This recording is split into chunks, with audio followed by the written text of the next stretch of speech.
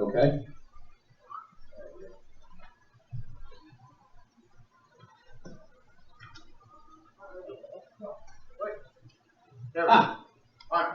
And cometh Jesus with them to a place called Gethsemane, and said to the disciples, Sit ye here while I go and pray yonder. And he took with him Peter and two sons of Zebedee. You know who they are, right? And began to be sorrowful and very heavy.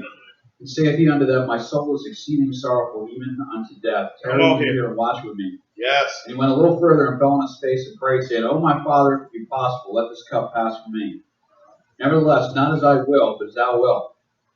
And he cometh unto the disciples, and findeth them asleep, and said to Peter, What? Could you not watch with me just 1 hour? Come on here. Watch and pray, you enter not into temptation. Yes. Small s, spirit, indeed, is willing. Say this. Say me. The flesh is weak. That's right. Why is it small s? Our spirit and our flesh, right? Not his. Okay? Exactly.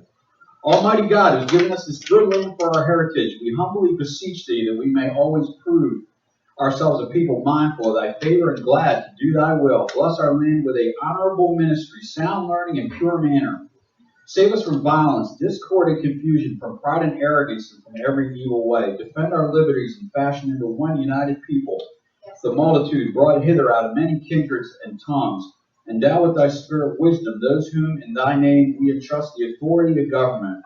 There may be justice and peace in a home, that through obedience to thy law we may show forth thy praise among the nations of earth. In time of prosperity, fill our hearts with thankfulness, and in days of trouble, have you seen any of those? Suffer not our trust in thee to fail, all of which we ask through Jesus Christ our Lord. Amen. Want to guess who that was? Thomas Jefferson. You want to tell me that our country was not founded as a Christian nation? Baloney. I'm going to keep it clean. They're full of it. Doctrine. What is that? Glad you asked.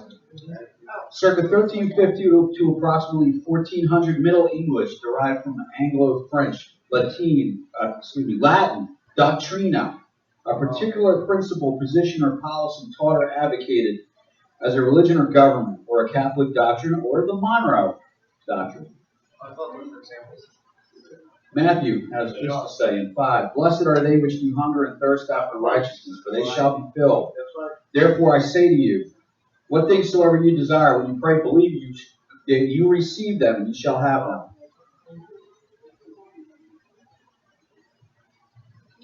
The ability to be steadfast and pray consistently, even when, or especially when there is no great need or emergency, distinguishes a prayer from player. Amen. Say that again. Ability to be steadfast and consistent in crisis and out. Are you a prayer or a player? That's right. This ability comes from staying in the school of prayer.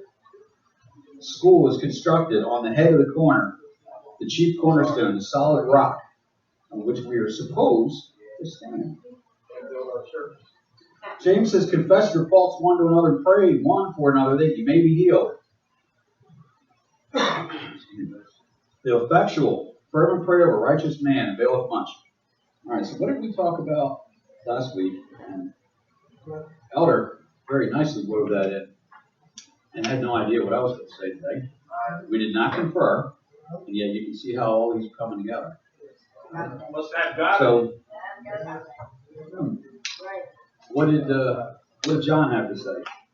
Did he say in the beginning was the Word? The Word with God. The Word was God. Right? For all you're not half blind, but me. You see what I have in my hand, right? The cord.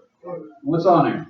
We got an eagle on one side. Well, actually, this is one of those special quarters that, commemorate something. So this one actually doesn't have an eagle, but they usually do. Right? And the other side is what? George Washington, right? So what's that little urban phrase? Two sides of a coin, right? Two peas in a pod, two birds, right? You can't. Well, okay. Theoretically, you could. If you had a laser or a very thin saw, you could cut this into two pieces, right? Because it is metal. It can't be divided. But if you don't have that ability, you're going to try to use your fingers, you're not going to be able to pull one side of this off the other, are you? Those two aspects are inviolably joined. And as Brother said, in small writing on the one side, it does say, "In God we trust." A lot of people are trying to get that yanked off of our money. Let us pray that we don't. But that wasn't the point I was bringing. The point that I'm bringing here, and that's all right, is that you can't pull those two apart, right? So if the Word was with God, come on here. The Word was God. Come on here. That's an inviolate aspect. You can't pull Him apart. That's right. You cannot remove Come on, half of preach. Him. Tell the other half of Him. It's in His inbuilt nature. Come on You here. cannot take that out. Right. It can't be done. Right. Yeah. If you somehow had the ability to break Him in half, you would kill Him. But we know that He's more powerful than anything, so we know that that can't happen. But if you could, you can't pull half His aspect out and expect the other half to stand. Come on here. Right? You rip something in half, it dies most of the time, right? You rip a person in half, what happens? It's really ugly, there's a lot of cleanup stuff going on, right? But they're not going to live in two pieces. It's a mess. You can't pull half a doctrine apart and expect it to live. Boy, you better preach. That's going to be a mess too, isn't it? All right, so let me put my point away. Yeah, right. It's mine is hers, hers is hers. Yeah. That's right. Okay, so on Friday I played hooky. Took a day off of work because I emailed over to HR and said, how many days do I have left in my PTO account? And I couldn't believe it was that many. I'm like, oh wow, I need to take some vacation here somewhere. It's like, no way am I ever going to catch it. Pretty small company, right? There's only 3 of us, so it's not like you can just randomly take a week off whenever you feel like. I would love that. Anyway, regardless of that, right? So we went over to some trails that I know of in New Jersey, near my father's house. There's a big state forest up there. Well, before we went there, my brother was, hey, I want to go to this other place. But we haven't been to it. And I said, okay, this is going to be worth riding over because it's in the opposite direction.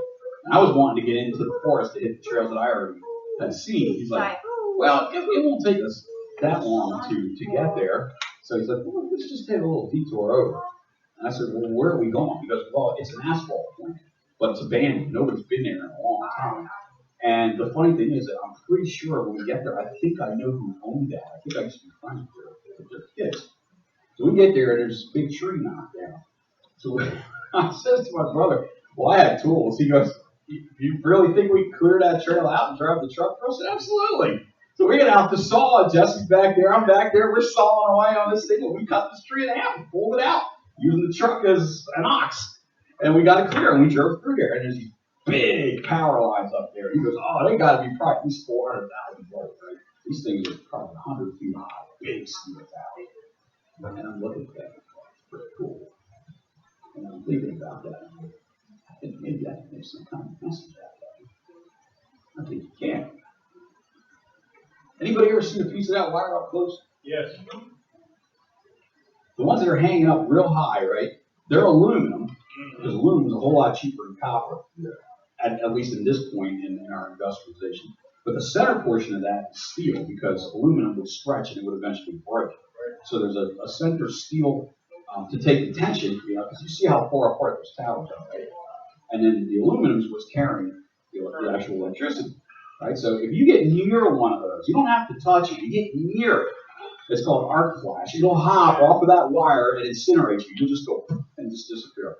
You'll be vaporized. It's that kind of an effect. That's why they're so high in the air. Exactly. To keep people on the ground safe. You don't want to go into one of those things where all the transformers and stuff are at ground level. That would end very poorly. But if you just have a chunk of that wire in your hand, is that going to kill you? No. No, it's not, isn't it? It's just a hunk of aluminum with a steel core. But all of a sudden you put it up on a tower and you turn something on. Now it's really hazardous. Why is it different? Why am I in fear of a big hunk of aluminum wire? Something's running through that thing, isn't it? And you know it because it's got a tag on the bottom. Now the old ones, remember, they used to look like big ladders. Right now they're just like giant pencils. The old ones used to look like a big ladder, right? It said, do not climb, high voltage. Remember those? Where it had like all the lattice stuff? You could actually climb one of those. You know, you'd have finger holes that you could get up that. I wouldn't recommend trying it, but you could. Back in the day, you could hear the current traveling through it. Right. You still can. Yeah, Brother Steve was saying that on some conditions you can hear them. Yeah, I recall that. I had a little apartment that I rented, and the field right next door had those old style big, pagoda things marching through it. And on a foggy night, you could hear it singing. Moisture. Yeah, the wild electricity coming off of there with the moisture conducting out into the atmosphere. If you had your windows open, you could drive your car underneath. If you were quiet, and you didn't have a loud car engine, you could either go really slow or stop for a few seconds, and you could hear them singing.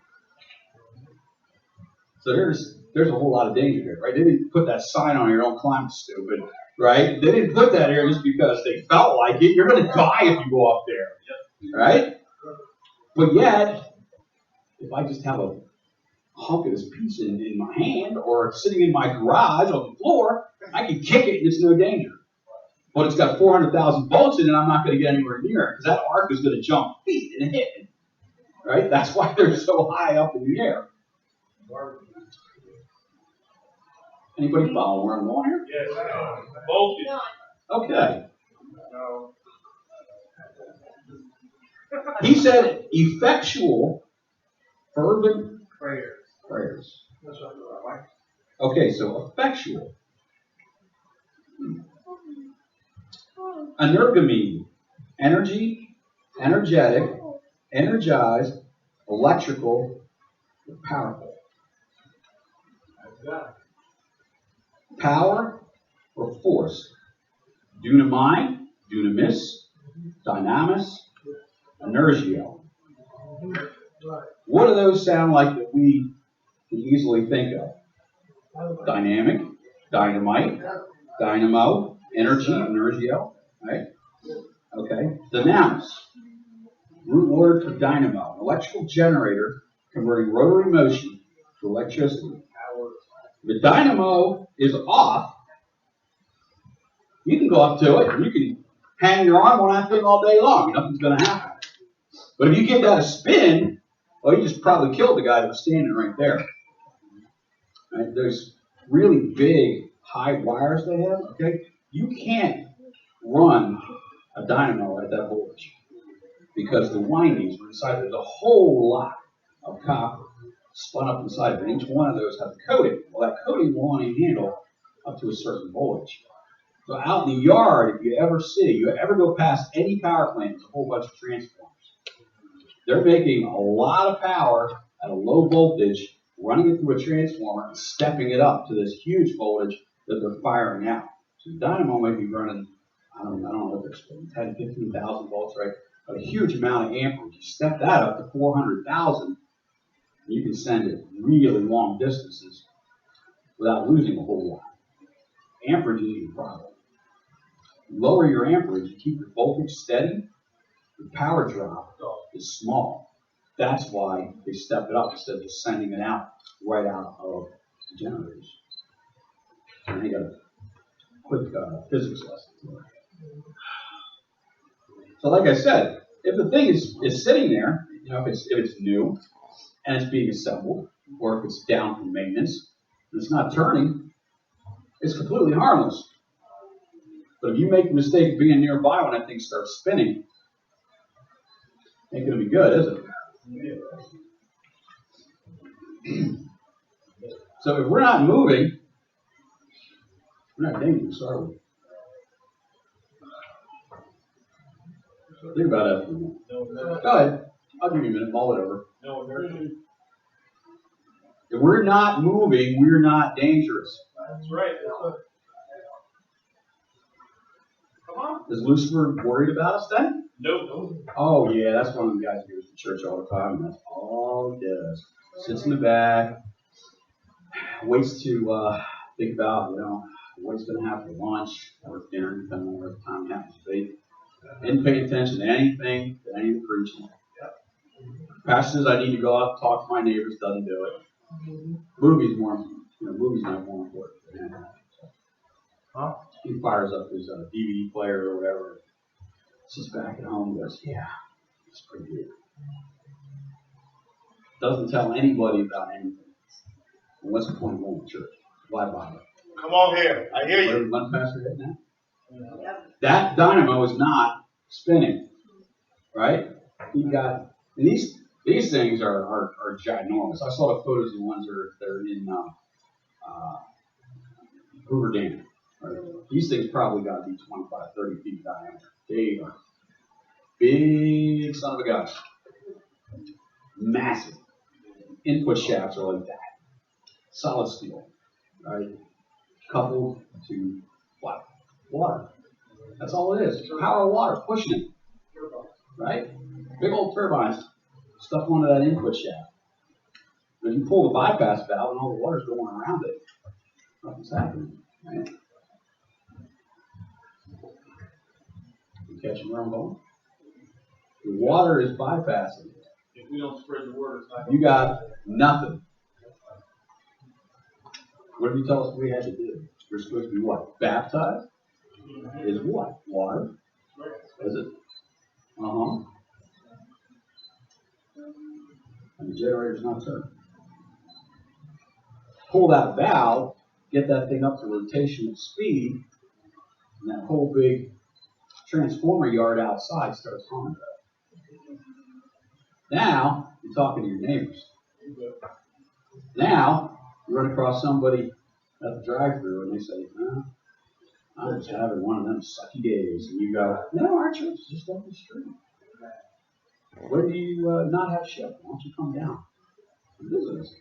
You might like it.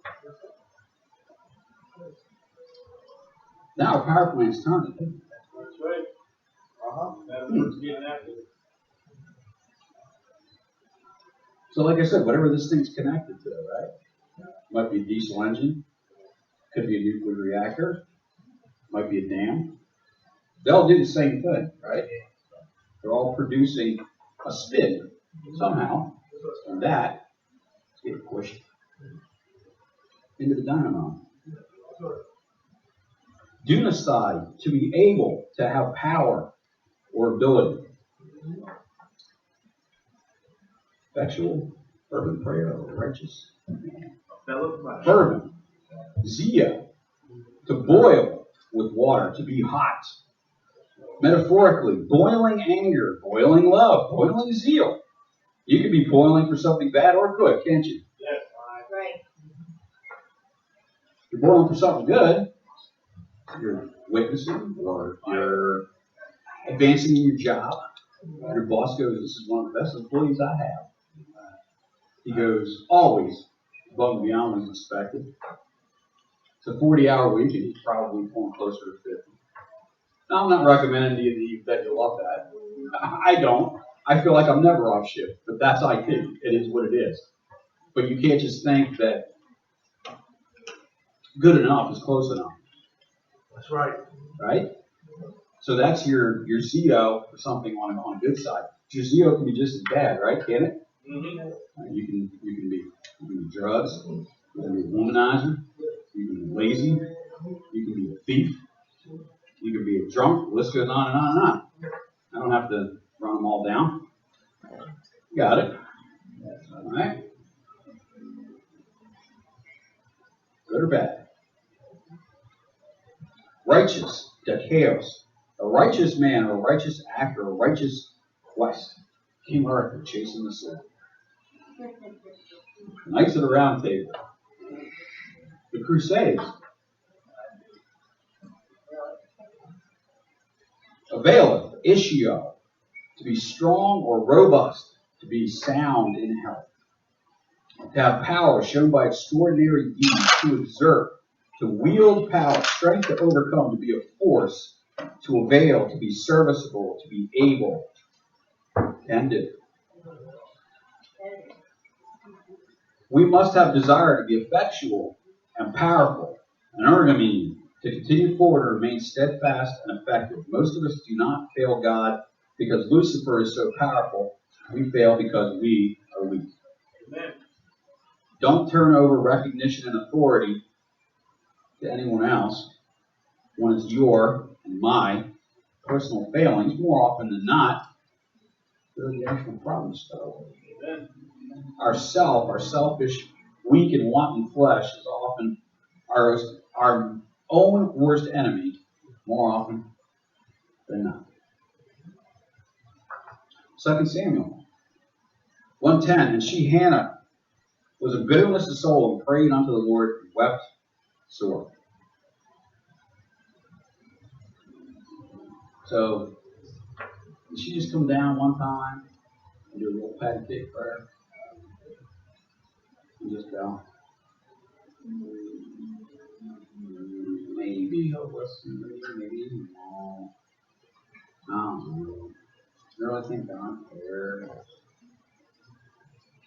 She vowed a vow and said, O Lord of hosts, if thou wilt indeed look on the affliction of thine handmaid, and remember me, and not forget thy handmaid, wilt give unto thine handmaid a man child, I will give him to the Lord all the days of his life, and there shall no razor come upon his head. And it came to pass that she continued praying before the Lord that Eli marked her mouth.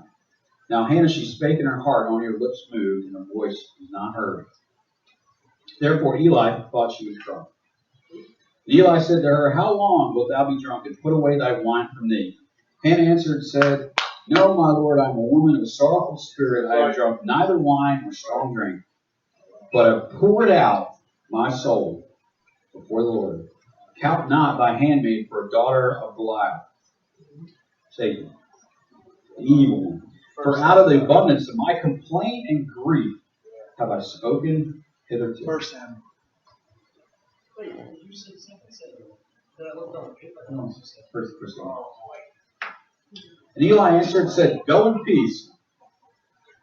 And the God of Israel grant thee thy petition that thou hast asked of him. Wherefore it came to pass when time was come about after Hannah had conceived, she bare a son. That's right. She bare a son. Good morning, brother. Vowed a vow and said, O Lord of hosts, if thou wilt indeed look on the affliction of thy handmaid, give me a man child, I will give him to the Lord. That's right. And she bare a son and called his name Samuel, because I have asked him of the Lord. That's right. Why would she bother saying that unless he actually did it? Come on here. Wouldn't her answer otherwise have been? Yeah, he ignored me again. I asked. And I asked again. And I asked again. You don't care. You really don't care. Come on here, brother. He's the unreachable, uncaring God. He didn't do anything for him. Alright. Maybe I should go get drunk. No, don't do that. Oh, sorry. She asked for. Sometimes it's not what you say, it's how you say it. That's true. Or sometimes it's how many times you say it. Right. He wants to see if you're actually serious about this. And I think her prayer was so that my son's life can be glorified in you, Lord. Mm-hmm. It wasn't just so I could have a child, so I could flaunt it in front of everybody. Look what God gave me. But she went further and said, I'm going to give my child to you. And sometimes God is waiting for us to change our prayer. It's not that God don't want to give you what you want, but it's how you're asking Him and who is going to bring glory to is you. Did it say something about asking to miss? There you go. That's right. You know? Mm-hmm. He's got a very good point there. How? That's right. What are you asking for? That's right. How often are you asking? There you go. How well are you asking? Uh-huh. Is it the maybe not? Do you believe while you pray? She was in such travail that he thought that she was drunk. Right? Doesn't it also say that Jesus was in travail? He said, You couldn't even hang with me, boys. Come on. 1 Hour. hour? Come on here. Was it too much to ask? Saturdays were boys. Too much to ask. That's right. Yeah, maybe it was Friday night. I heard the club's open. It was Friday night after all, wasn't it? Are they thinking they'd rather be somewhere else?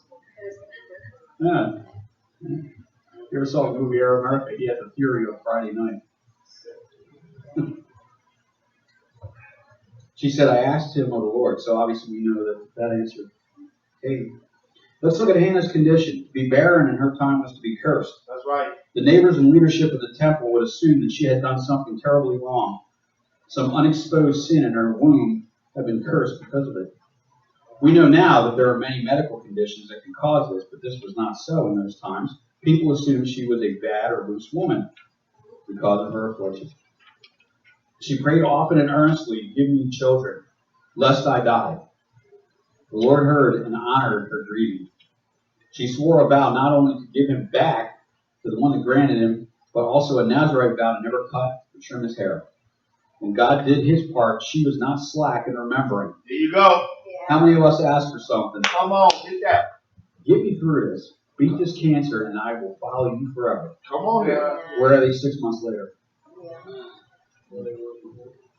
Like, wow, that was a miraculous healing. Doc told me I had 95% I was going to die. And he said that other 5 didn't.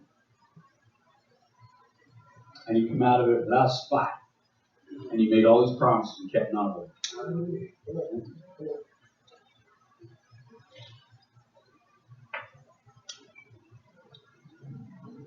God did his part. She was not slack in remembering and honoring her vow, and so must we be as well. For when we ask for something in earnest, and we put a vow or proviso on that request, that we do not forget any of the conditions that we requested, and even so, never fail to acknowledge before men and God what his great hand wrought in our lives. That's right. If he's done something for you, thank him publicly. Tell people about That's right.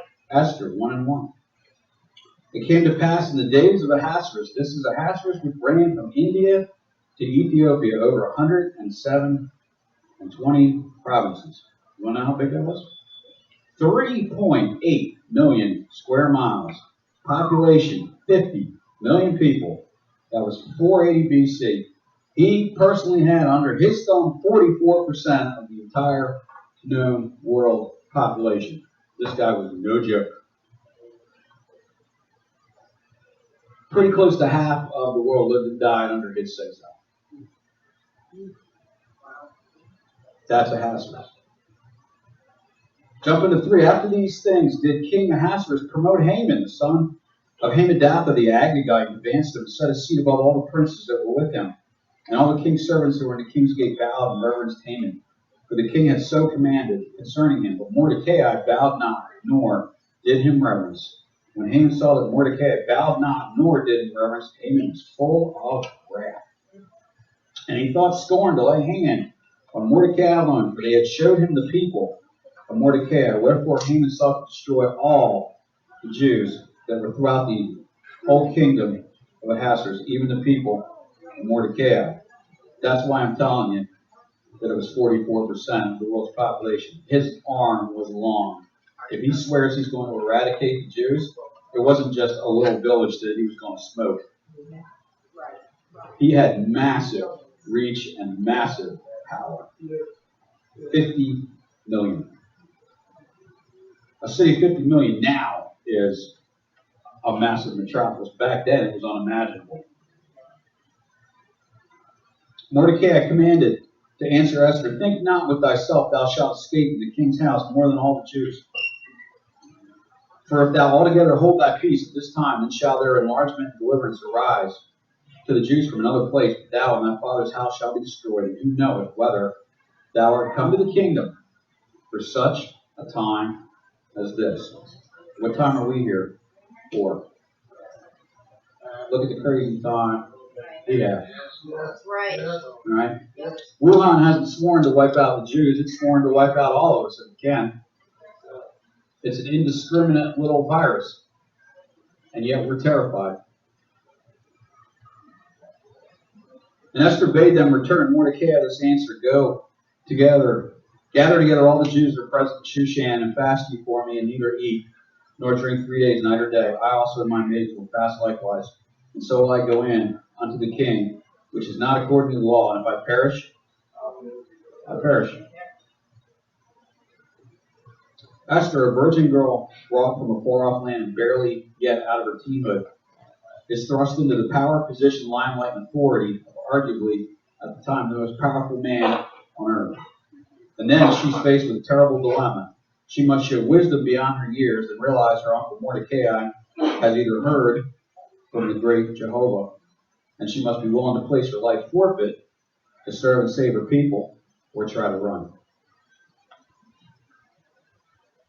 Mark 9:17, and one of the multitude answered and said, Master, I have brought unto thee my son, which hath the dumb spirit, and wheresoever he taketh him, he teareth him, and foameth, and gnasheth with his teeth, and pineth away, and I spake to thy disciple they should cast him out, and they could not. And he asked his father, How long is it ago since this came on him? And he said, Of a child. And oft times it hath cast him into the fire and into the water to destroy him. But if thou canst do anything, have compassion on us and help us. Jesus said unto him, If thou canst believe, all things are possible to him that believeth. Straightway the father of the child cried out and said with tears, Lord, I believe. Help thou my unbelief. Jesus saw the people come running together. He rebuked the foul spirit, saying to him, Thou dumb and deaf spirit, I charge thee, come out of him and enter no more into him. And the spirit cried and rent him sore and came out. And he was as one dead, insomuch that many said, He is dead. Jesus took him by the hand and lifted him up, and he arose. And he was come to the house. His disciple asked him privately, Why could we not cast him out? And he said to them, This kind comes forth by nothing, but prayer and fasting. Whose dynamo wasn't spinning? They argued who was going to be first, didn't they? Right. Didn't Mama want one on one side and one on the other? He said, I'm going to sit on the side of your master throne. He says, Are you serious? Do you really know what it is you're asking for? I think so. You really want to come with me all the way to that end? They said, Yeah, we'd be willing. What did he turn around and tell them? Yeah. Guess what? I can't grant about the part about sitting on the throne size, but I can grant that you will suffer the same death that I will. He did tell them that straight up, didn't he? Didn't he warn them? He said, You'll get the same cup. That's right. And they still said, Yep, bring it. Ready to go. You know, wasn't that? They had no idea what they were claiming to be willing to go with. And it was the only one who didn't. Not that he denied, but that wasn't his fate, if you want to call it that. John was the only one to make it old age. The rest of them were what? Crucified upside down, cut in pieces, burned. So they stuck some of them in a log and then cut the log and them in half. That's a pretty gruesome way to go. They said they're willing. They got their wish. But we saw what happened at the time. Peter denies 3 times. The rest of them all run off. Some of them said, I'm going back to fishing. Some of them said, I'm just going to get myself to the furthest end of the empire where nobody can find me. So like, oh, you're with that Jesus guy. Yeah, we know you. Troublemakers, come on. He's gone. Didn't it say that? Yes. It said the disciples scattered. Yet they stood there and said, we will follow you. Did they not? Oh, yes. Lest all of them run off. I will follow you all the way even until death. And they looked him straight in the eye and said, no, you won't. He said, yeah, absolutely. We're gonna hang with you. You bet. Ride or die. Yeah, the ship's sinking, all the rats hop. The rats are gone. The ship goes down. That could have been the end of the story, couldn't it? Yes.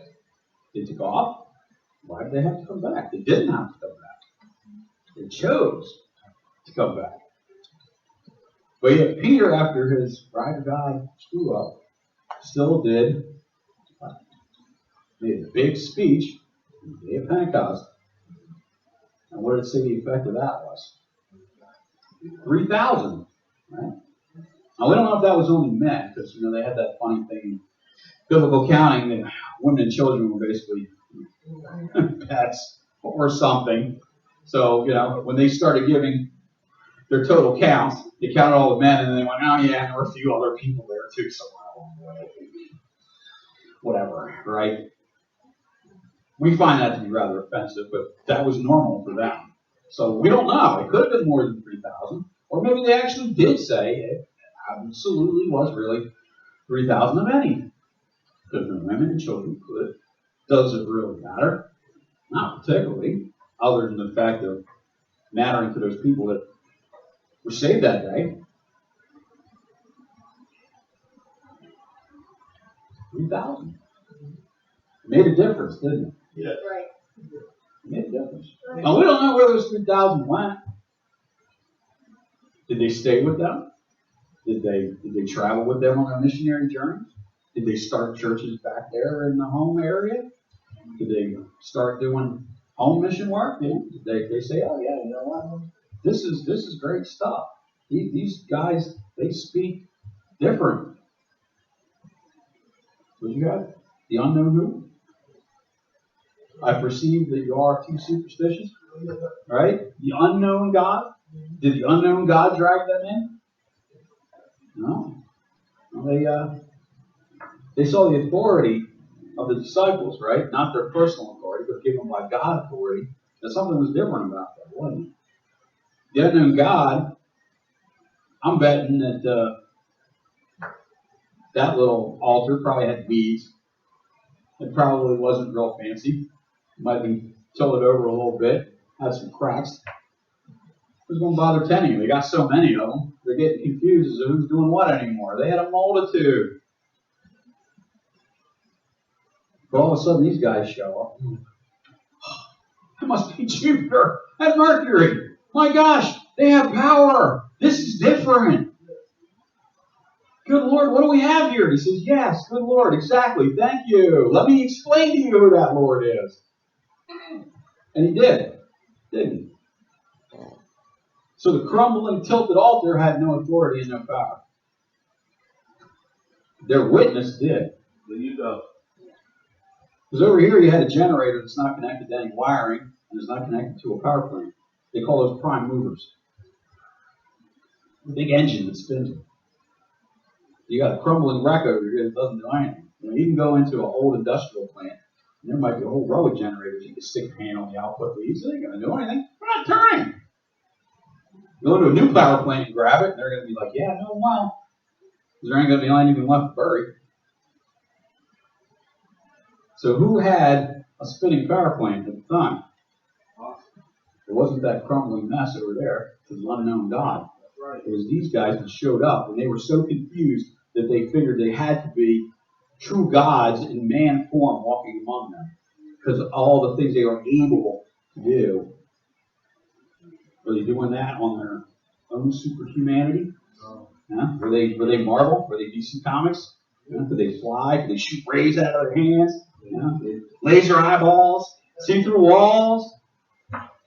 Pick up tanks and heavy trucks and throw them across the yard? No, they didn't have any of those abilities.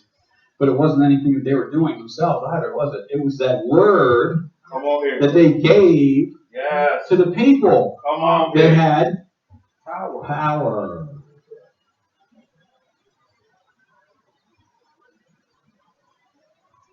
The Word was with God, and the Word was God. And He became flesh and dwelt among us. The element is the only. How many are there? 1. 2? 3? No, One. there's 3 thrones, right? Isn't that right? Isn't that what the Trinity boys tell us? Do they take turns? You know, you get every second Thursday, does Jesus get the throne? He's like, yeah, you know, that chair is really, really comfortable. So, Joe, how about you get off? Let me sit down for a while. I like that chair. We'll share it, right? I will not share my glory. There's not 3, is there? Nope. I and my Father are one. He that knows me knows the Father. All power, heaven and earth, is given to me. That's right. All power. We just went through all the Latin and the Greek on that, didn't we? So, does that word have a little more effect now, maybe? You got something in your head there? It's like,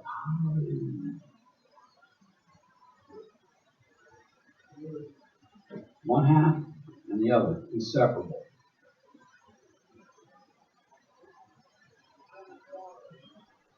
His authority, his names, his aspects, and him.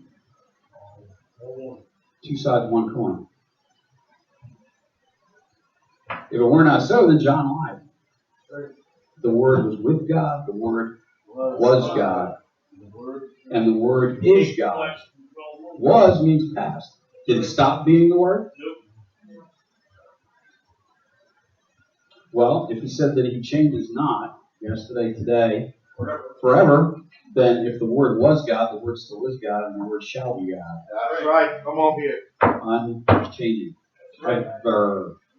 Right. Get out there and show other people the wisdom, the Word. That's what Moses told him, right? He said, who am I going to tell him? Sent me. I am. I am who? I am the great I am, the one that unchanges. The Word is and was and ever. Tell somebody. Hey, let's put out Prince. Good job.